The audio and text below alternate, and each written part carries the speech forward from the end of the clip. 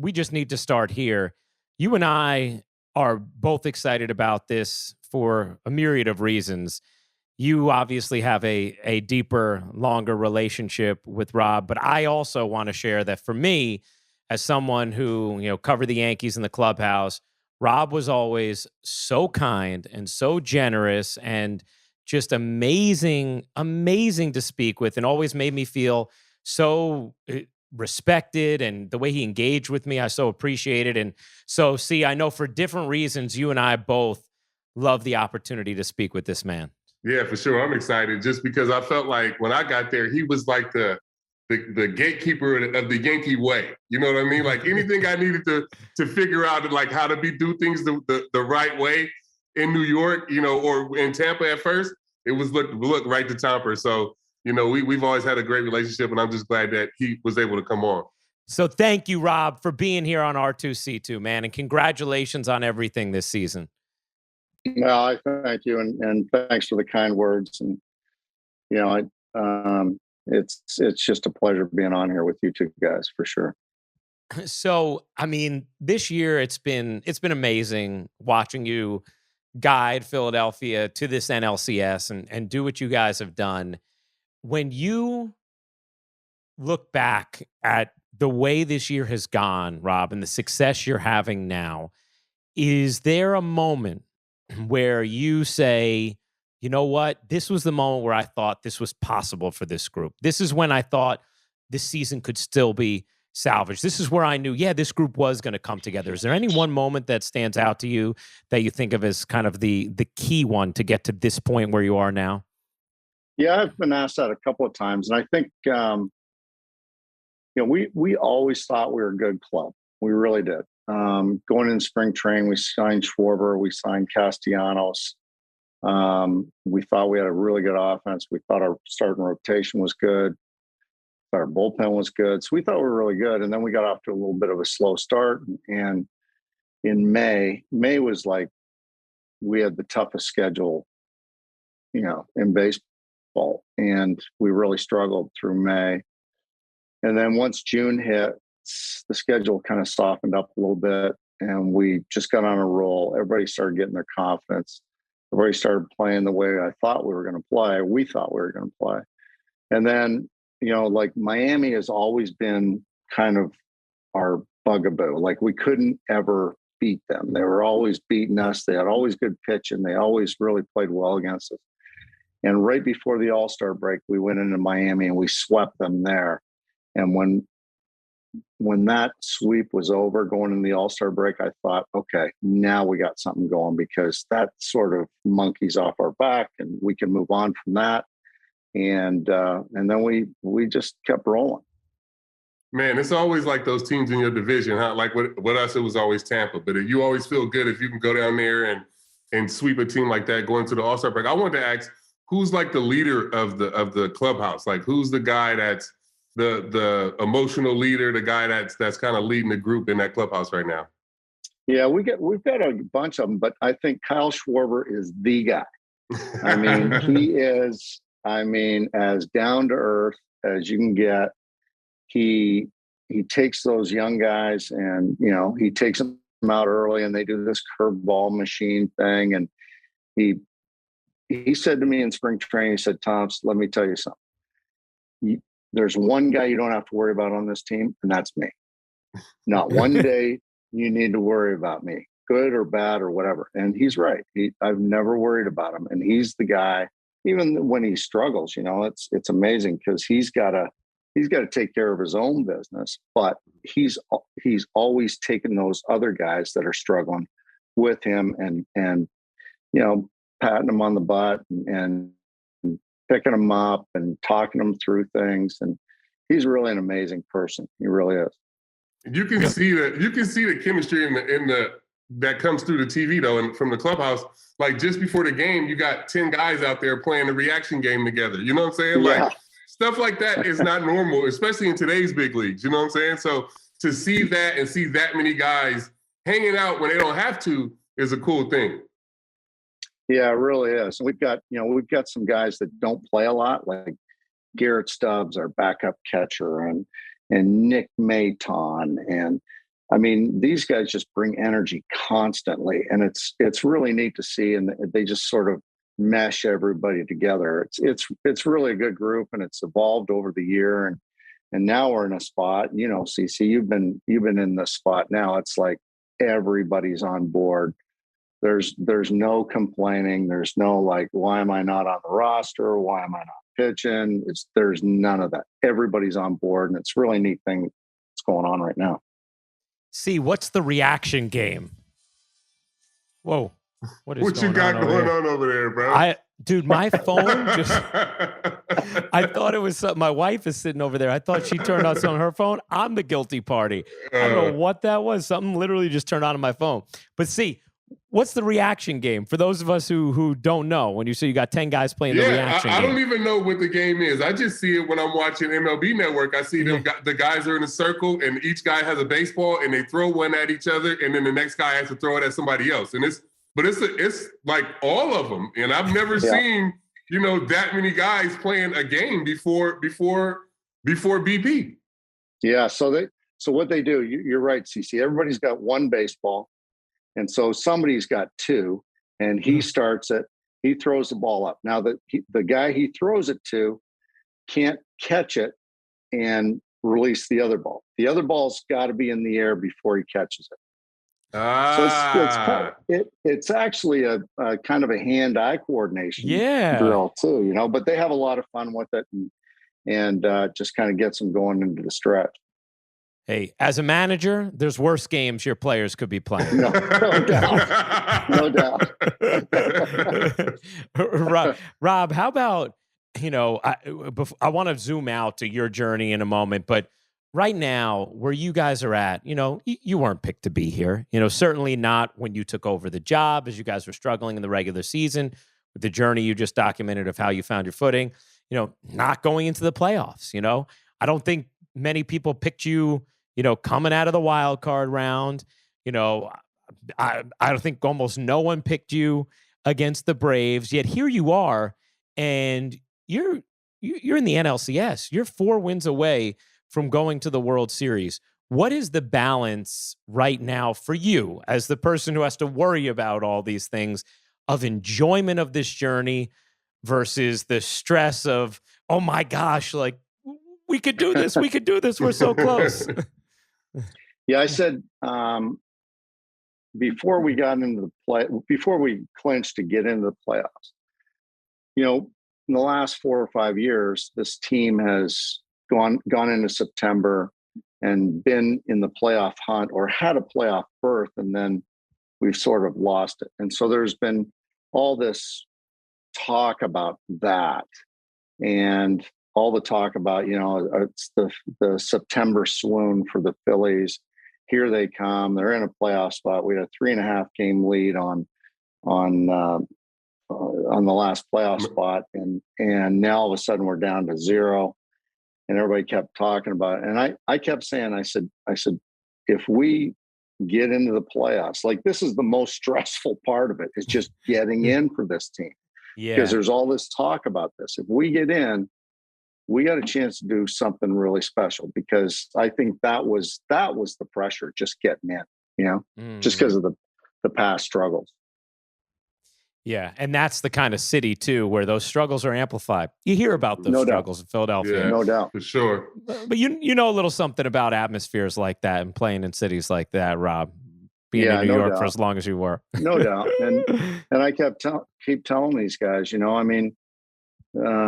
because our fans are very passionate. They are. They tell you when you're doing good, and they tell you when you're doing bad. And that's all part of it. I've seen it in New York, and it's just part of the gig. And I think you want passionate fans like that. And now we're in the playoffs, and we get 2 home games against Atlanta, and I see a fan base that it was just incredible, the noise and just the fact that they, from pitch 1 to the last pitch of the game, they were just on it. And it was really incredible atmosphere. Man, I never felt like nothing like that fan base when we got off the train that one morning during the World Series. and they were all at the train station. Like I'm carrying little C. It's like 8 in the morning, and it's all Philly fans, and they like going at us. Like at the train station, I was like shell shocked. I didn't know what to do. I'm trying to grab my bags off the train. My wife's there. Like it was, I mean, that fan base is legit. Yeah, they're intense. No doubt about it. Really quickly, because you mentioned trains and Phillies. So I went to game 4 and 5 in Philadelphia in 2009 when you guys were there. And I was with a bunch of like Yankees employees. And me and my college roommate, Bobby Coyle, we went, and Bobby was working as an intern in Cash's department at the time. And we were after the game. I think it was after game 5. It might have been game 4, one of them. We're going to the train, and we're trying to find our way back to whatever hotel we're staying at in some suburb of Philly. And this guy is like helping us down with the train. And he's on the precipice of explaining to us where we need to go. We've been talking for 10 minutes and then finally got into what we need to do direction-wise. And just as he's about to share with us how we need to proceed in our route, he catches a glimpse of me wearing a Yankee sweatshirt. I had my jacket covering it, because when we left the stadium, people were throwing ice at us. So I covered up my sweatshirt, and I had kept it covered. Well, during the conversation, I got so comfortable that it slipped open. He goes, "Were you just at the game?" And I was like, "Yeah, I was just at the game." He goes, "Where are you from?" I was like, "New York." He's like, "You're a Yankee fan?" It's like, "Yeah." He's like, "Have a good night," and walks away. And I was like, whoa, buddy, you were just about to tell us. I was like, "Are you serious?" He was like, "I am serious. Have a good night." And didn't tell me. It took us 3 hours to get home. We couldn't find anyone who would help us. Oh, that's great. Oh, this is Philadelphia. Story. These are the people you're going to win a championship for, Rob. I hope you're happy. That's right. That's awesome. How about, Rob, I want to zoom out a little bit, your career, and this is kind of diving in the middle a little bit, but Cece, your perspective first.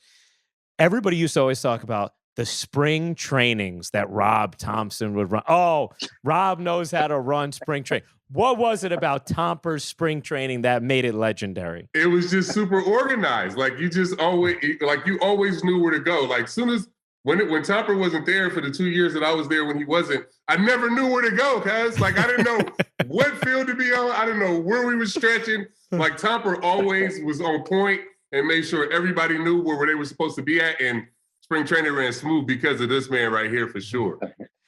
What was the philosophy behind it, Rob, that navigated through these spring trainings? Well, I think my philosophy is that I do want everybody to know exactly what they're supposed to do on a daily basis, because that's the best workout you're going to get. If you're worried about where you're supposed to be, then there's some anxiety there, and you're probably not going to get the work in that you need to get in. So I always took it from a player's perspective, like, okay, if I was a player, what would I want to know? Okay, I want to know where I'm stretching. And then I want to make sure that I want to make sure the coaches know exactly where each guy is going from stretch. So it's an easy thing. I want players to get on the field, do their work, and get off the field. I don't want any eyewash, because the more the players are on the field for no reason whatsoever, the better chance they have of getting hurt. And when we have, that many dollars invested in players, you can't afford that. So that was really my goal: get them in, get their work in, and get them off the field, get them in the training room, get them, recovering. So. And that was like that. No, it was like the times too. Like we didn't stretch at a certain time because he didn't want us on the field, so guys could slip with the dew in the morning. You know what I mean? Like with spring trainings before, he used to be like, get on the field as early as possible. You out there taking ground balls, it's wet. Like you're really not getting no work in. So it was like he thought about like the times that you could optimize, getting the best work in. So you didn't have to be out there all day. I remember that first spring training came to me. He was like, "What time do you want to throw your bullpens?" And I thought he was playing. He was like, "No, like what time do you feel like is the best time for you to get your work in?" And I was like 9:30, 10 o'clock. You know what I'm saying? Like it was just, so having that working relationship with a coach just opens it up. And I remember, it was just always easier to talk to Tomper than it was to any other coach because of that communication that he had with you. Rob, yeah, how about... I always want people to feel comfortable at work, and because I think that's when you get the most out of them. It's along those lines, you look at some of the things that people have said about you since you got this job, just reading, say, a quote from Derek Jeter and talking about how hard he's pulling for you. You talk about someone with experience who can relate to all different positions. I can't think of anyone who's more qualified. Put in his time, couldn't be happier. I played 23 years professionally. I knew Tom's for pretty much my entire career. He's a guy who I always had a great deal of respect for. Or looking at Zach Wheeler, something he said the other day where he said, he's a special guy. He cares about us. He's there every single day, way earlier than we are, preparing for that day. If anybody has your back like that, we have his back. He's a great teacher in person, and he's in charge of our clubhouse. Everybody truly loves him. Those are a couple. The way CC talks about you. You've seen the way people have just celebrated your journey right now, Rob. How much does that mean to you? It means a lot. It really does, because this part is true. I care about players. I really do, because I couldn't do what they can do. So that's why I respect them so much. And I understand how tough this business is and how tough it is to be a player. And when I forget about that, then I need to go home.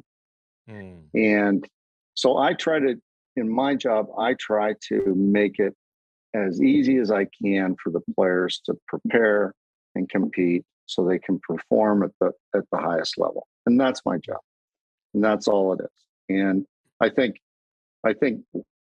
to get respect, you have to give it. And I hope that I've always given it to everybody I've been around, whether they're a Major League Baseball player or the parking attendant at Citizens Bank Park. At the end of the day, if people can say that guy respected me, all the time, I'd be happy with that.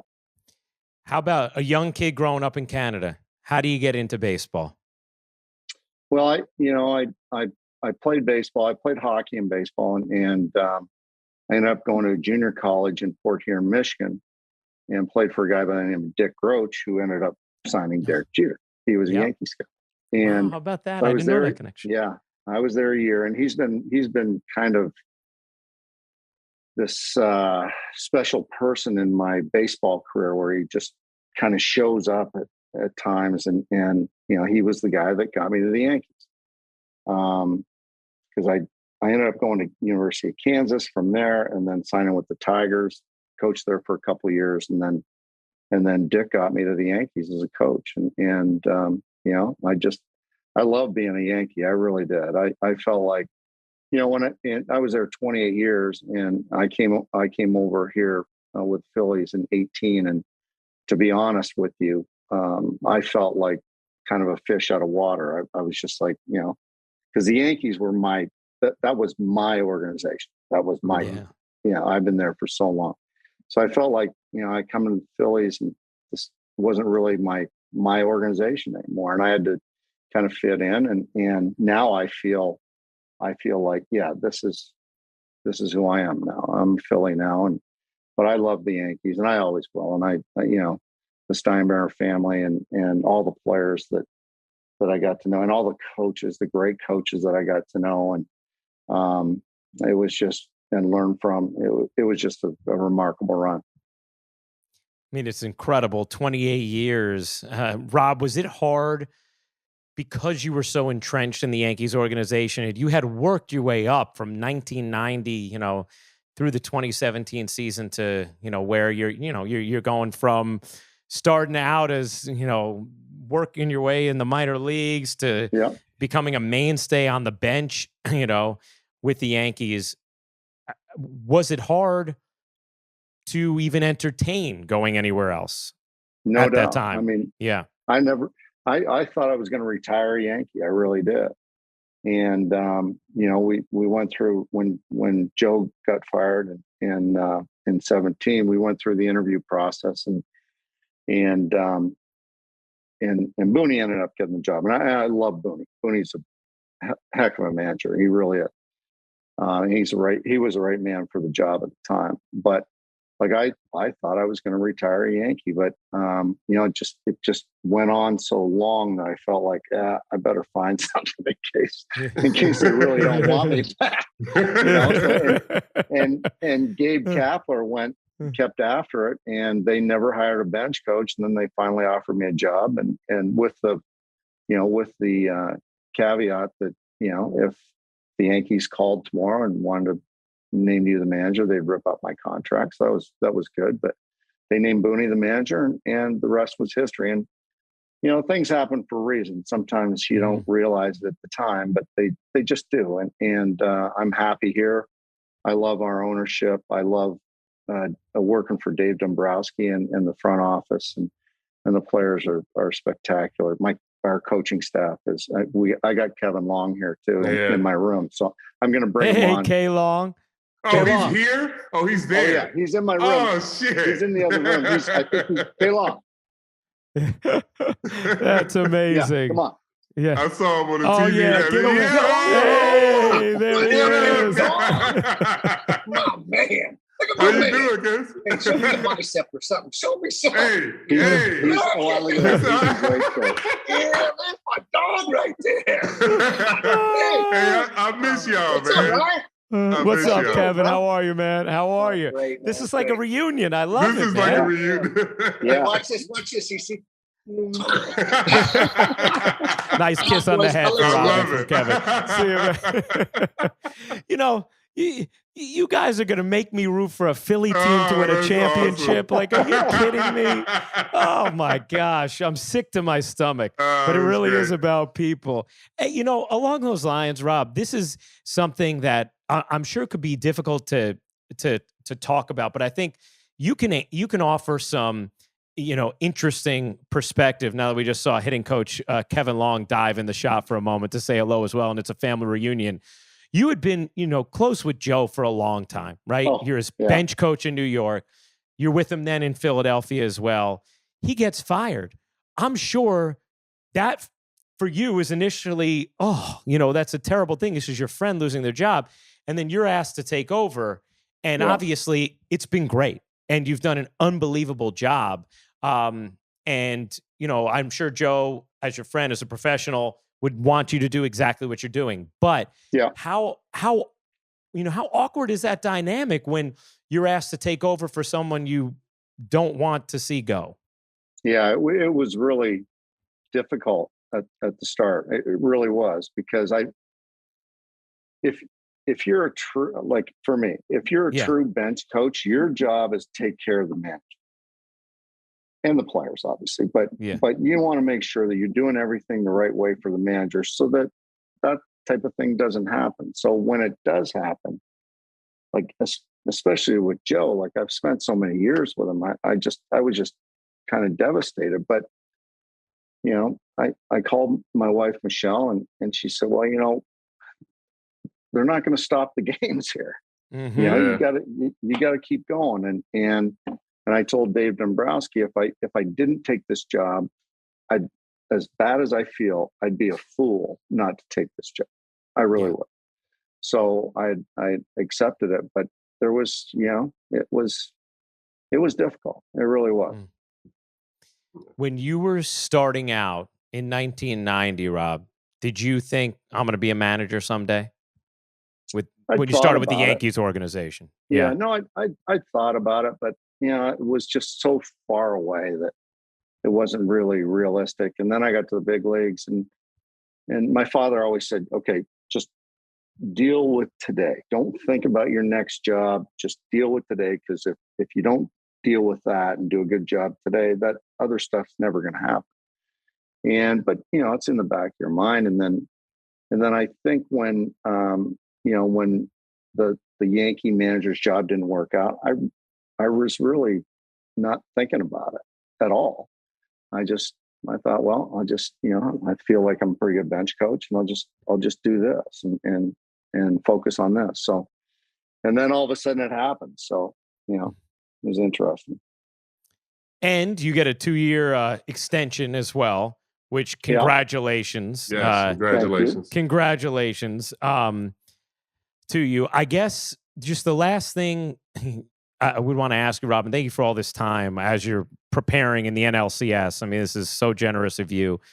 You know, if you guys, just from a team perspective, the Philadelphia Phillies are going to the World Series, what is going to happen in the NLCS? What do you absolutely need to have happen in order to see this journey continue for your group?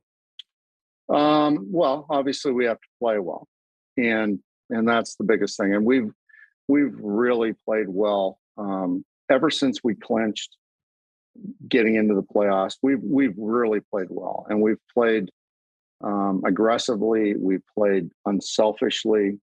We've had great pitching, and I think we have to continue the whole thing.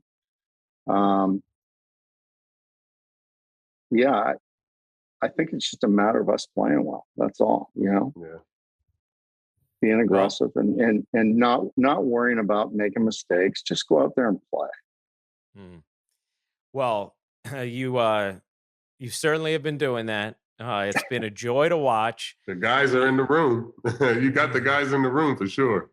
Yeah, they're getting it done. They really are. They're all in it together, and it's really neat to see. Well, I know you have Canada behind you. I know you have Philadelphia behind you. And you know what? You're such a wonderful man and so admired that remarkably you have pieces of New York behind you as well. So well, I appreciate that. Congratulations, Rob, on all the success, on the contract, on making it to this point, and good luck getting those final 8 wins. Thank you very much. Thanks for having me on. I appreciate it. Appreciate you, Topper. Love you. Thank you. Love you too, C. I'll talk to you guys soon. All right. Good luck, Rob. Right. Thanks so much, man.